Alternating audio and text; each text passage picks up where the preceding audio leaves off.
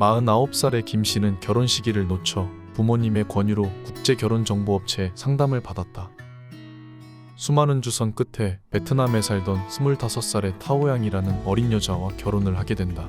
김 씨 부모님도 며느리가 생겨 기분이 좋아 타오양에게 잘해주었고, 어린 아내가 생겨 기분 좋은 김 씨 또한 타오양에게 무엇이든 해주고 싶어 했다. 그리고 혼인신고까지 마친 김 씨와 타오양. 그 후 어느 날 갑자기 베트남에 있는 어머니가 아프다며 잠깐 돌아가야겠다는 아내 타오양. 나 베트남에 있는 엄마 아파. 가야 해. 베트남. 남편인 김 씨는 걱정스러운 마음에 아내에게 800만 원을 주고 베트남으로 아내를 보냈다. 하지만 며칠이 지나도 연락이 되지 않은 타오양. 그리고 며칠 뒤 타오양에게서 전화가 온다. 여보세요. 남편, 우리 엄마 너무 아파. 큰 수술해야 한대. 돈이 조금 더 필요해. 500만 원 빌려줘. 라는 말과 함께 그 뒤로 엄마 병을 핑계로 몇 번 더 돈을 요구하고 보내주기를 반복. 빌려간 금액만 해도 1억 원. 하지만 타오양은 2달이 지나도록 연락이 되지 않았다. 결혼정보업체의 아내의 주소를 물어봤지만 알고 보니 그 주소는 제대로 된 주소가 아니었고, 충격을 받은 남편은 그 자리에 주저앉아 버렸다. 그 후 베트남, 한국 등 아내가 있을 법한 곳은 다 찾아다녔지만 어디서도 타오양은 찾을 수 없었다. 남편 김 씨는 빌려준 돈과 도망쳐 버린 아내와의 혼인을 무효화시킬 수 있을까?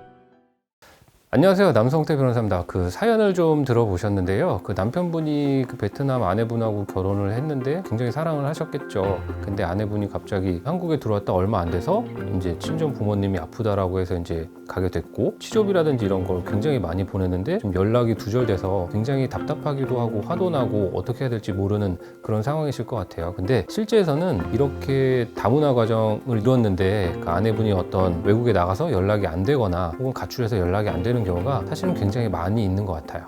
배우자가 도망을 치면 금전적인 문제는 어떻게 해결해요?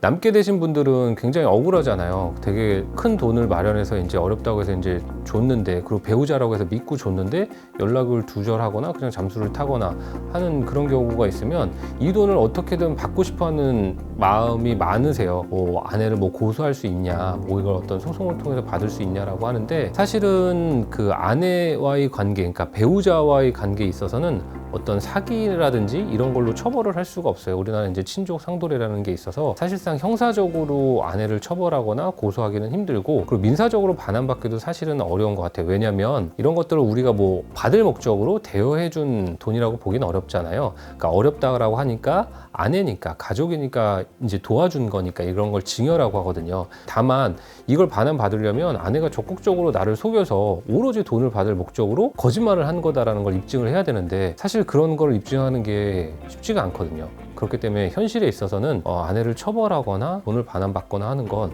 좀 많이 어렵지 않나 그렇게 생각해요. 네.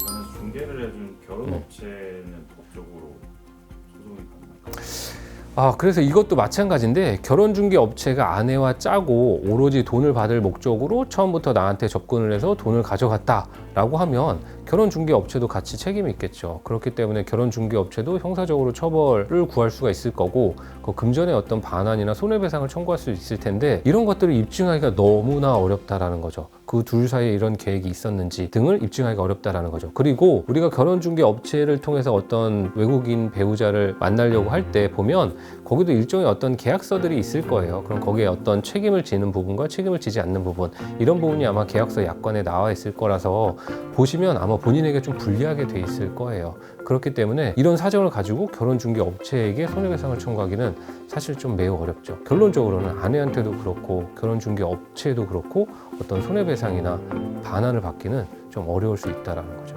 그 외국인 배우자를 결혼중개업체 등을 통해서 만나게 되면 상대적으로 굉장히 짧은 단기간 동안 아내를 선택하고 결혼을 하게 돼요. 그러다 보니까 잘 모르는 상태에서 이제 혼인신고라든지 이런 걸 필요상 하게 되는 거죠.